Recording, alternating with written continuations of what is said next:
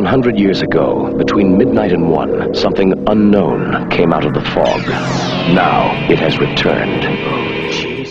Today we are diving into The Fog, the 1980 supernatural horror film that left audience shivering in their seats and their timbers. Directed by the legendary John Carpenter, this spine-chilling classic tells the story of a coastal town, Antonio Bay, haunted by vengeful spirits hidden within a mysterious supernatural fog. The film boasts an incredible ensemble cast, including Scream Queen Jamie Lee Curtis, Tom Atkins, and OG Adrienne Barbeau. Together, they deliver performances that elevate the tension and fear to spine-tingling levels. Monk and Bobby take a look at this minimalist horror classic that helped establish John Carpenter as a master of atmospheric horror. Hey folks, man, this is Monk, and we are back with another episode of Classes of Cinematics. And joining as always my co-host, we got Bobby Blockbuster. Yo! Yeah, folks, man. So this is going to be another in our string of Halloween features, that we're focusing on for this month of October. And today we're going to be talking about The Fog from 1980 by John Carpenter, man. Yes. So let's get into it, man. What do we like about this film, man? First things first, I'm a firm believer that effort trumps everything in life, not just in films, And this is a film that, effort and energy is at the forefront, because this film it is a B-rate gem, but it plays like a primetime feature. So I'm bringing up all this about this effort because what it is this film it was made off of a $1.1 million budget, right? What? Grossed $21.3 million in the box office, but the thing of it is that they spent 3 times the budget in the promotion. So they really did everything that they could to push this. I mean, through the radio ads, TV ads, commercial spots, all this stuff. They even went as far as to in local theaters that were playing this film, they installed fog machines at $350 a pop per machine just to set the atmospheric tone. And I mean, that's the kind of effort and energy that you need for a film like this to be successful. So awesome, dude. Yes, just imagine if your local theater just did that for any type of horror film. If you put some fog in there and just mystified the screen. Or like if it's like a UFO film and they got the light shining down or something, the blob, you have some ooze, something like that. I mean, you don't see stuff like that. It's interesting because I read that fact too before we recorded, and I was like, dang, if I could order a fog machine for this show. You know what I'm saying?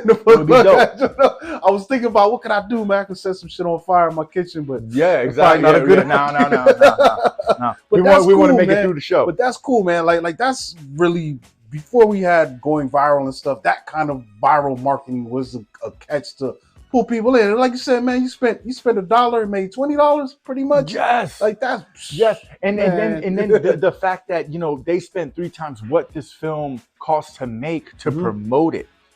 That shows belief in their product, where a lot of times we don't get that. You know what I'm saying?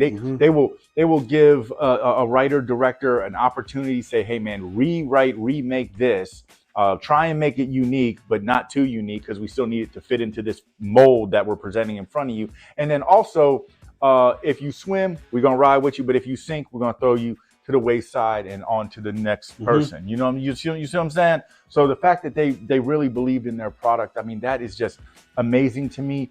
And it kind of, this film is it's simple, but it's effective, and it starts with the story. Yeah. You know what I'm saying? It's not paper thin. It's very direct and to the point. You know what I mean? Like the way that it's laid out and it's delivered and it's driven by the narrative. You know what I'm saying? It almost kind of plays like a campfire story, or like you were saying earlier, like almost like something that we would see in like a Tales from the Crypt episode or Tales from the Dark Side, or in a comic book, something like Creep Show, even one of the shorts in Creep Show, like, and I feel like, that's what really works for this, because it sets the tone right off rip. When we open up this film and you got this gritty old sailor telling this midnight story to a bunch of children. What is this, like a Boy Scout I don't outing know, adventure? like, or yo, like, why I don't know what they call them things, but when they take the kids out camping. It's like 15 children under 9 that are out at midnight. Isn't it past your bedtime? And campfire tales. And he's like, oh, let me, I know you up late, but I'm going to tell you this story that's going to make sure you don't go to sleep tonight. I never understood that, though. Telling a scary story before you go to sleep to terrify you, the kids. And especially in that kind of situation, I'm just sitting on the beach. Outside. You're outside in the open. You're trying to see who wakes up with a nightmare first, who wets the bed. But on top of that, though, I do like how it is presented, how we get the lore. It is kind of, a little heavy-handed, but it is effective, man. It's a campfire story, and we get the backstory of this, and, with the story of the sailors who,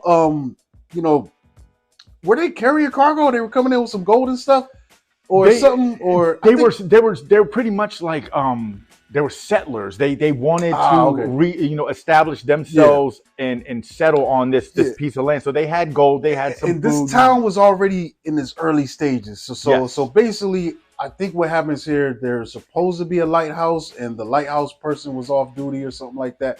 But then someone was pretty much doing what these guys were doing. They were camping out on the beach, and so they took this fire as a signal of where the land was, but because this fire was further inland than where a lighthouse would be, they ended up crashing into the rocks, and the ship sank, and they all perished. And they said, of course, hence the title of the film, that there was heavy fog. They couldn't even see more than a foot past the boat.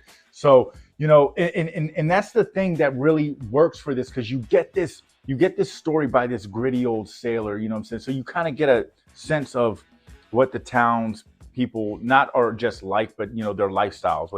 This is a coastal town. There's water everywhere, so fishing's heavy, boat life is heavy. What's interesting, this is in California, but it feels like a like Stephen Maine. King town. Yeah, I was like Maine, dog. Yeah, I was waiting to see a lobster or something rolling around. It feels like Captain Rock. But and then what's really cool to me is they don't waste a lot of time on the meaningless stuff. Like right after the story, it pretty much it establishes the fact that at 12 midnight, this is the 100th year anniversary of this town being settled in. Yeah. And then all this crazy paranormal shit starts happening. Clock strikes 12, gas pumps start pumping themselves, all the payphones start ringing. Yeah. I mean, you see a car in the damn mechanic shop, it lifts itself, all the car alarms going off, all this craziness. And then the fog rolls in. You see what I'm saying? Like they could have, and maybe it was budgetary restraints. Maybe it was, to me, I just think it was smart time management, that we don't need to spend a lot of time on, the paranormal, them creeping everybody out before we get to the meat and potatoes of this film. You know what I mean? Yeah. So, but I think it's a teaser because we get that first night where we see it a little bit. We don't see how it's shown later in the film, but we see fog creeping up in certain scenarios, and the poltergeist type things that are going on, and everyone that's involved some kind of way in this, in their homes and in their nights and stuff. Like, it's crazy because one of our main characters, Jamie Lee Curtis, she's a hitchhiker, bumps into our other guy. And and even something happens to them just by driving. Dude, all the windows explode. This whole thing has that campfire type experience to it. Because I can even hear someone retelling a story like that. Yeah, there was a guy out, he picked up this girl. You know what I'm saying? Just craziness. It has this vibe to it. Like, it's small. It's really minimalistic, man. It doesn't have. It's not big, but the things, the way it's doing these things, I think, have a great impact, and I think it's a testament to Carpenter's direction, man. You would later on, like, this thing is good at building atmosphere and building tension. You know what I'm saying? And also, I think it really cruises down this road so successfully because of the ability to switch gears. Like you said, we go from the paranormal, and then it goes full on like murder mystery, whodunit, slasher style. Because we follow our protagonist, who is Jamie Lee as the hitchhiker, who just links up with this local, and he's just trying to give her a ride and maybe get some action. If that's what comes with it. More than one kind rules of ride to the road. You know what I mean? I guess however that works itself out. But So that's Tom Atkins playing That's Tom Nick Atkins Castle, playing Nick Castle. But then and they actually honestly, by the time they link up, they kind of become the protagonist because I think they're the one character or the set of characters that are bouncing around the most in this film. A lot of the other ones are more isolated in a way. Yeah, you're right. To your point, they are active, but it's crazy because they are being guided. Like their guiding light is actually the young woman who's played by Babadook's character named Stevie Wayne, and she owns a radio station. She owns the radio station, and she's like Barbeau. the DJ. Barbeau. I was like, Babadook. But she's actually the one who she is like their guiding light. She is their lighthouse through this with her narrative because she's guiding them through the radio station, almost like the same way when I was watching this. I said, "Bro, this is the Warriors.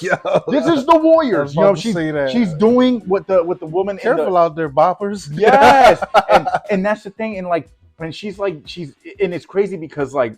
Of course, all this is happening in the middle of the night. So like all of the townsfolk are sleeping. Nobody's listening to the radio at 1 a.m. You know what I'm saying? Except for the people that are out and about. But they are taking heed to everything that she's saying. And the main thing that she keeps leading back to is what's up with this fog? You know what I'm saying? Like I'm calling the weatherman. He's telling me that there's wind coming in from this angle, and you know normally fog don't roll in against the grain. It don't work that way. But this fog is coming in heavy, and it's got this like this glow to it. It looks supernatural. It feels wrong. You know what I'm saying? And she's picking up on that because she's right down there in the thick of it, staring out into the ocean, and then giving. You know, our protagonist a play-by-play, almost kind of like directing them to help them maneuver because they're the only ones really balls up or balls down to try to figure out what's happening. You know what I mean? It's cool too, man, because like some of the characters are played by people from the other films of Carpenter's, man. You know, that Carpenter has made, including, you know, main one, you know, here, Jamie Lee Curtis. We also get Nancy Keys, who plays Sandy, who's also a victim of Michael Myers in Halloween. And there's I forgot there's a few other people that are popping up and stuff. You were telling me you get Hal Holbrook as Father Malone. Yeah. You know, another thing that's wild is Janet Leigh. She plays Kathy Williams. She's the elderly woman that's kind of cruising around that goes to see Father Malone about halfway through the film. She's hanging out around with that's Jamie Lee Curtis's mom. What? In real life, in real time. Yes, and this was the first film that they acted together in, and the only other film they ever acted together in was Halloween H2O. Yeah, so she was in some Hitchcock stuff. Oh, she was in Psycho. For real? That's crazy. Was she the main? I don't know. I'm Wink. just showing Psycho in here as a credit for her. She played Marion Crane. She's the one. Wow, she's the one in the shower. Crazy. And then Curtis was going to be Myers like that. Wow. You see this, viewers? We learn with y'all. We drop knowledge, but then we also pick it up right here with y'all. This is not scripted. This is wow, right? Just like that. Yeah. But yes, you're right. And the thing, the cool thing about this cast is it's condensed. You know what I'm saying? We get this kind of like there's a lot of people in the town, but it's not. We're focusing on a few of them. Yeah, you know, and it's kind of like this three-way lead where you got what's her name, Adrienne Barbeau, Stevie Wayne as our narrative, given our voice guidance, the play-by-play. But then what you get from Nick Castle and Jamie Lee, between the three of them, you put them all together, they're Voltron. Because they're all taking charge in this film, you know what I'm saying? You can't. None of the three of them's role is more distinctive than the other. You know what I'm saying? It's crazy because essentially, also as well point out, it's 100 years after the initial incident happened. Yeah. So this is the same. It actually takes place over 2 days. There's the initial night when these guys make their presence, and interestingly enough, there's a boat crew out on the ocean during this time.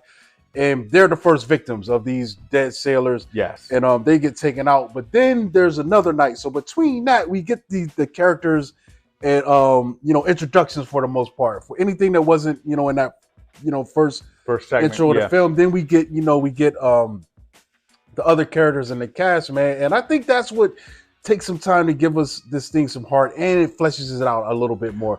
Because other than that, you would just have these dead sailors just stalking and killing everybody. So I think it's cool to break it up in the way they did, you know. And I'm glad you brought that up, because I was just about to say, you know, the flip side, there's two sides to every coin. And yes, even though these shadow pirates, that's what I like to call them, I just thought it sounded cool. And if they start getting referred to as that, I want my residuals. Okay, but well, we get a little bit of a backdrop about them, and you know, at first, you know, you watch this as a viewer, and you're like, oh, this is just, you know, ghosts doing ghost shit, and they messing with people. But then you see, as the story, you get deeper into this story and the lore of these shadow pirates, you see, man, they're driven by vengeance, and it's justifiable vengeance. That people do kind of deserve what's happened to them. So not everybody, not everybody, but I feel like there's a reason. Happen, but they're a little bit. I mean, well, they're excessive. They, you know. You know what? Never mind. I forgot about that scene. I watched that earlier. Yeah, go ahead. Yeah, go ahead. But they're pretty much the, you know. There's a reason. There's a method to the madness. There's a reason why people getting stabbed with hooks and daggers and pirate swords and you know, and that's the thing where, like, you know, like I said, there's two sides to every story, and even though, you know, for this film, they play out as our villains, and they're ghosts, okay? And if they came in your living room, they're pretty murderers. Yes, but they're murderers not for hire, but for a reason. Yeah, you know they definitely had an intense wrong done from them, and you know, we find about that later in the film when they're trying to piece the pieces together, and our priest, you know, you know what I'm saying, Father Malone, for some reason finds a manuscript where I didn't know you did this back in the day. You confessed your crimes and wrote it down. You know, so basically, well, who's the religious figure? Like, if people confess to him, who's he supposed to confess to? He, you know, of course, you like hypothetically God, but then he got to write that. Yeah, he finds a journal in this church's catacombs that has the brick magically falls out. It's like, oh yeah. Where's basically Waldo? It's explaining that they it was, the whole thing was done on purpose. The fire was set to crash this ship in an effort to forfeit the load this thing was carrying, and basically they set them up, you know, so they could take. So they couldn't settle there, and that the ones that were already settled there could not only profit, but then really, you know.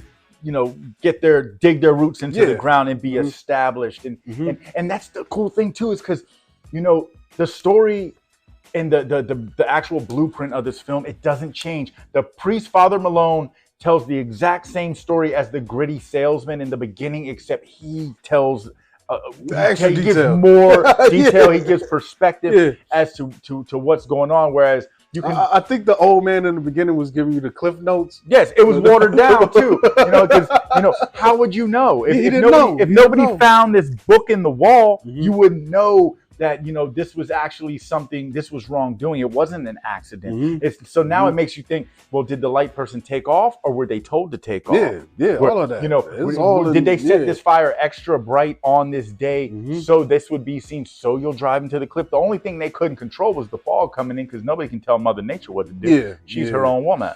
You know, but they definitely some dirty dealings, man. So it's like in a way, I do kind of like that, man. I think most movies that do have these kind of elements in there, they do make the cursed persons, or the ones that are seeking revenge, a little bit more relatable, and you know, it makes it so you sympathetic. It makes them sympathetic, where you're like, you know what, I get it. And this was done, and it was done seamlessly. And you know what's interesting too? I like that they are specifically, honestly, for the most part, they're targeting the descendants of the people that were involved in the deception. Yes, you know, and that is. And apparently, I think it was 6 people involved in that for some reason. But with the top of the pyramid being the religious figure, because it was actually Father Malone's, I think it was great grandfather. That was the one directly responsible for the events that took place. And then, like, that's why it's crazy that, like, you know, with him knowing what's going on, what he decides to do is just start diving in the bottle and complaining to everyone who comes around, like, hey, man, there's some stuff going on. He's like, no, we're cursed. We're cursed. You're the one with the manuscript. You're the one with the book. But then you got Fixing Jesus. Yeah, you got Stevie over here, you know, trying to figure things out through the radio, and then like pretty much, you know, Jamie Lee and the Nick Castle, they're like the bullets to her gun, because they're the ones that are actually, you know, making an impact. They're going toe to toe with these shadow pirates and everything, and trying to right the wrongs, and they don't even know. Yeah, they don't. They're concerned. Honestly, they're blindfolded in the dark because, like you said, because he's directly related to that crew. Those are his buddies. He had the night off, so he's just trying to piece together, check on their well-being. Because even Kathy, her husband was on the boat too. Yes, and he got, you know, murdered. So it's like, so it's the thing. It's a small town, so it's interesting because it is so small. Everything is touching everything. There's minor repercussions rippling through the town. This episode is brought to you by Classics Cinematics Merchandise. Now, y'all know just as well as I do how much an unwanted phone call can mess up your day. But with this Classics Cinematics cell phone case, I might not be able to stop those douchebags from calling, but damn if I don't look cool when I talk to them. Don't be afraid to be cool. Get yours today by clicking the link below. Yeah. And everybody knows. We got Adrienne in the radio station, but her kids at home. You know what I'm saying? And they're coming at him. You know, like that's interesting. I'm glad you brought that up too, because there's a part where I'm just like, bad parenting. Because, you know, my man latch key like a mug. I speak on this, you know, I am a parent. You know, latch key, bro. My girl is on the radio station. She's pleading, please, my son, he's there with the babysitter. He can't help himself. Someone please help him. And then she's like, I'm sorry, I can't be there with you, but I got to stay here. You ain't even leave to go check. You got to figure that out on your own. Go help that young man. He needs you, mama. WKRP going to be like off air for a minute. Yeah. She's like, she pleads, someone please do my job. I got to stay here and watch this fog roll in. But I'm not surprised. This feels like a town that he would have been all right in, like in most circumstances. Yeah, until the ghosts show up. Everyone's all right till shit go down. I mean, like I said, man, the story, there are some holes, man, because initially they said there's 6 sailors, but there's the scene where the 6 guys, the 6 ghosts are in the church, but then all of a sudden there's like 2 guys coming after Stevie on top of the lighthouse. I'm like, where did extra people come in? Or maybe they had reinforcements. Maybe it was more than 6 people on the boat. That was weird. Yeah, that was kind of a hole right there. But you know, that's another thing. I'm glad you talk about these shadow pirates, because, you know, dude, it's simple but effective is like the phrase that pays for this film. And even with these shadow pirates, I love the look at them. Like they're gray. They're dingy. They look like they stink. For what you can see, because we never really get full on exposure. No, to them. not until the end. I mean, even then, it's still not. There's like a shadow. You know what I'm saying? And I think it was so cool that, you know, they decided to have these red glowing eyes, because it really hits heavy on like that gray color palette. And that was probably my favorite part, when at the end when the father's there and he's confronting them, and that the one is standing. They're all sitting there, like 6 of them, but then the one in the front. You could see him the most, but you still can't see. It's like backlit. It's right on the screen right there. Yeah. It's backlit, so you're seeing the silhouette, but then you've got the really bright red eyes glowing, man. That shit looks cool. And it's cool with the fog around them. Like, that looks awesome. And it's cool because, like, they move as a unit. They attack like pack animals, so it kind of gives that sense of, like, you know, you're not just ever going to fight one of them, and they all look similar. They all look like shadow fog figures. You can only differentiate them by the weapons that they have. Like of course, the main one, Blake, has the, you know, I'm the captain's sword, and then everyone else has like hooks and little daggers. I do wonder what would happen if you did try to square up. Like, if I had my sword, you would probably get stabbed. You had a sword too? And a gun? Like, I'm just wondering what, because they no one else had nothing, and they were just coming in. Yeah, they're all trying to knuckle up. I'm just like, no one even tried to knuckle up. They kind of just were like, go run. Like, I mean, the guys on the boat, they got hit from behind. What town is this? Does anybody? But if I was ready to go, if it was like 3 of us and we was armed to the teeth, and like, I would take my chances. I mean, shit. Sometimes you can't run away from the fight. You got to run to it. Because homegirl, when she was on the tower, she pulled out the hook and was like waving that thing, and they looked a little shook. Yeah, so, like, I mean, I'm not used to this blowback. Hold on. Normally people see us and run. I gotta try. Back to the drawing board. But yeah, like it's crazy. You know, and on that note, Shout out to Rob Botton. He plays Blake, our lead shadow pirate, and that has got to be the easiest role ever in life. Like, I would love to get casted for that when they say, okay, we just need you to do 3 things. Yeah, he ain't doing Stand nothing. tall, don't say shit, and look scary. Yeah.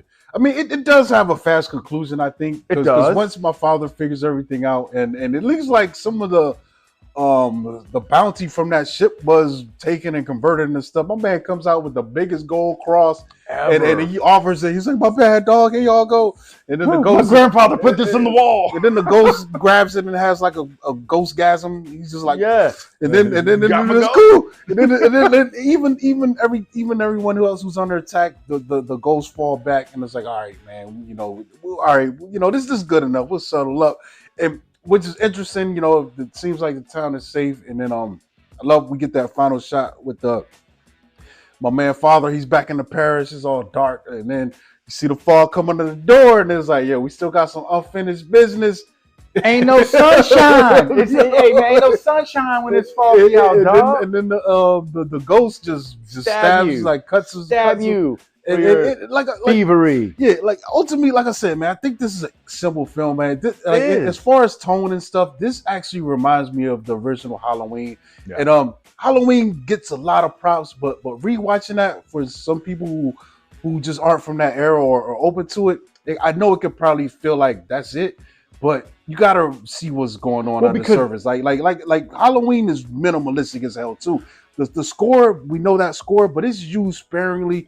When the action ramps up, it comes out of it, you don't really see it coming. It comes at you fast, and it's fast. It's like 20 minutes. Yeah. And the thing with Halloween is it's all story building, tension building. It's like, okay, so you ride the ride. Your first time, you're locked in. You're like, oh my god. But then once you know, it doesn't hit you as hard. Whereas this one, it's like. I think not as tension building. I think it follows the same format though in a way. Like but it gives you a little more. Like there's a little bit more going on with the story. I mean, even though it's simple, there's a few more distractions. Like whereas Halloween, it's pretty much Michael Myers or Jamie running from Michael Myers. Whereas this, you get these other characters. Everybody's being affected by these shadow pirates, and then also you get a backdrop on them, like they, you know what I'm saying, and what they're doing. For me, the similarities are in the fact that it just appears on the surface more simple than really what's going on. Like I said, like in the intro, talk about Carpenter being a master of atmosphere and tension building, and I think this is a prime example of that. Like you don't really go to this film for the plot and all that, whatever. It's quick. Like I said, it's a stretched out Tales from the Dark Side or Twilight Zone episode, but what he manages to do with the building and the atmosphere, like that fog, especially in the second half when the fog comes back that second night and it's blue and glowing and creeping over the landscape, thick, rolling in, and the way it's coming in. My favorite part is when the weatherman, when it comes to him, he's on the phone with Adrienne and he's trying to get her to take off work or whatever, and he's like, he's on this honeymoon time. I'm gonna come home to see my lady, but nah, bro, you see, look out the window and you see that shit. It's so cool and effective, and us as viewers, we know some serious shit's about to happen because of what the film's already established. And I think that's a cool plot device. We know more than the characters know, so in a way, we're concerned for them because they don't know. They don't know yet, and it's just like, dude. This shit's the fog's coming. Why are you looking at it? Yeah, why you on the phone, bro? Go get the strap. He's like, oh, I think it's a prank. What the fuck kind of prank is this? What kind of prank is that? How do you do that? And my window's glowing. Like, you are. And someone's knocking on the door. And not with their hand too. Then all the knocking they did, they always knock with their weapon. And then I like how they make it all make sense by having this take place in a coastal town where fog is a regular thing. You know what I'm saying? Because pretty much, I mean, fog just comes. I don't want to get all scientific or nothing, but I had to look at this. Bob Nye, the science guy. We get some. But pretty much, fog is created when the temperature of the water and the air is different. You know what I'm saying? Be it cold water, hot air, or vice versa. And then fog is pretty much just a cloud on the ground. It's all just created from water vapors and stuff like that. And to take that and then make it all make sense, because in an area like this, fog is a regular thing. You know what I'm saying? Like these. That's why we get it every now and then. That's why I think that's why I think these people are so like they're unaffected by it. They're like, so what? It's fog. It's fog season. What are you tripping over? You know. But also building on top of that, also you got that music, man. You know what I'm saying? Yes. Like the score, and this is another of this is still Carpenter's one of his early films, and honestly, he's involved in the score for most of his filmography. I think later some things he kind of takes a backseat at times, but this definitely is him, and you could definitely hear the influence of what he did in Halloween, and then just building on that and going into this, and then you hear elements of this that would later on pop up in the theme, so it's crazy. That's so cool, because as you watch this, if you were to watch Carpenter's catalog in order, you see as each film drops, he's just progressively getting better with the music that he's doing, and he's pushing himself. And not only does he most of the time do the music for his movies, but he also has his hand in on writing and directing them. So that is a way. That's like a producer that makes the beat and then makes the lyrics to the beat. Like, the ins and outs. Like you create the heartbeat and then create the vein for the blood to flow through. Like that is, everybody don't have the ability to do that the way that he does. And there's a reason why he was dropping like a movie a year from 78 to like 90. You know what I mean? Because of his ability to do this, and his versatility is not just in the horror realms, but even when you look at films like Big Trouble in Little China or Starman or things that aren't as horror related, the pulse is still there. You see what I'm saying? And it's driven by the music. Music is so influential in so many ways, especially in film, and he capitalizes on it. He does. I mean, and this just adds to the creepy, like you said, like the same way that Michael Myers has that, this has a recurring tone, man. And it's not used a lot. It's not like this film is enough. This film is mostly just background noise and regular sound effects. The score kicks in rarely, but when it does, it definitely is effective, man. I love how he uses this stuff, man. He's not overbearing with it or wielding this thing. Like some people I think are too much with this kind of stuff in their films, where the sound can do a lot of work, man. Well, it's just like, I remember when I was a little dude, I was told that, when using profanity, curse words, it's used to emphasize. It's used to emphasize on a feeling, emotion, or an action. You know what I'm saying? And he uses his scores the same way. You know what I mean? And that, that is genius in its own right. And also, speaking of Carpenter too, he had a spot check in this dude at the very beginning. The dude who asked was it Father Malone if he was going to get paid. That was Carpenter, but he was uncredited. I think so he plays a character. It says Bennett, man. Ultimately, man, I think this is a great film, man. One of the things I've noticed with really prolific directors that have a lot of skin in the game, especially in the horror genre or action adventure genre, I feel like sometimes some of the films serve as learning things. And I think this is one of them where he's experimenting and pushing things and trying things out that would later on make some of the more well-known, better films in their filmography better. So this feels like a study kind of film. Like it's good enough, and we see the ideas and stuff starting to pop up. He's expanding on things, and then like I said, it's a learning film, and then it goes on to help them just become better filmmakers, man.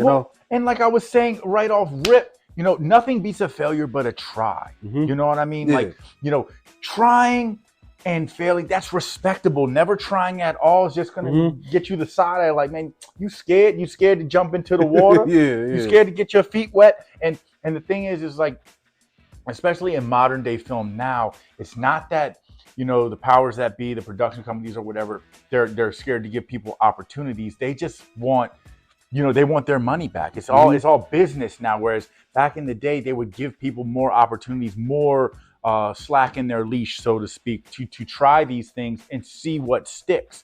You know what I mean? So I think we could wrap up on that, man.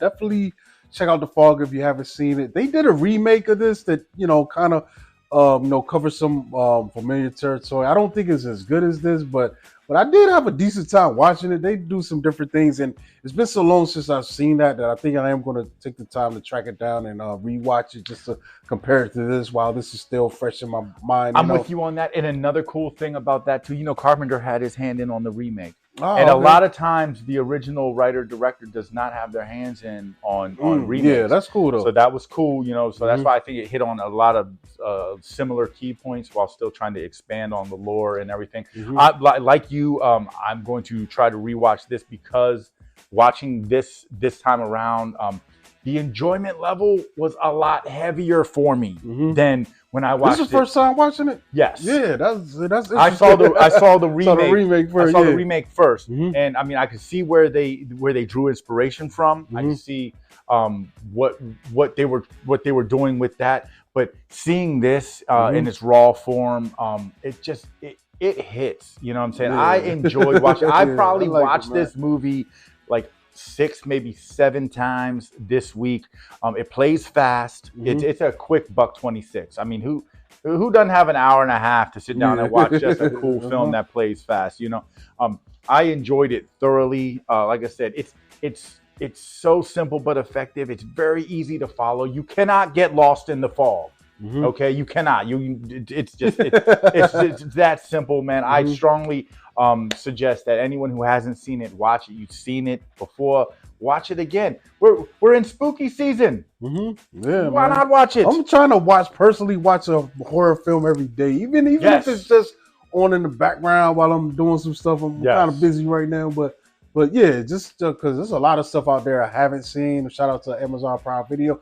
Their archives of old horror goes deep, bro. Yes. And it is some trash in there, a lot of it, but also a lot of gems, man. So just watch this. Spooky time, man. We're watching stuff. Yes, man. Don't be afraid to click play. What's the worst that can happen? You watch it, you put it in the mental trash bin, like, oh, that movie sucks. You never have to watch it again. Big deal. You know? Man. But like you said, there's a lot of unpolished gems. There's so much film out there that, people, ourselves included, just dive into the well, see what you find. Yeah, well, but I think on that note, we're out of here, man. Up next, we're going to have Fright Night, man. So make sure you tune in for that, man. And we're out of here, man. Check us out at Classic Cinematics on Instagram, and check me out at Monkey Blood on Twitter and Instagram. And this is Bobby Blockbuster. You can catch me. You can't. Never mind.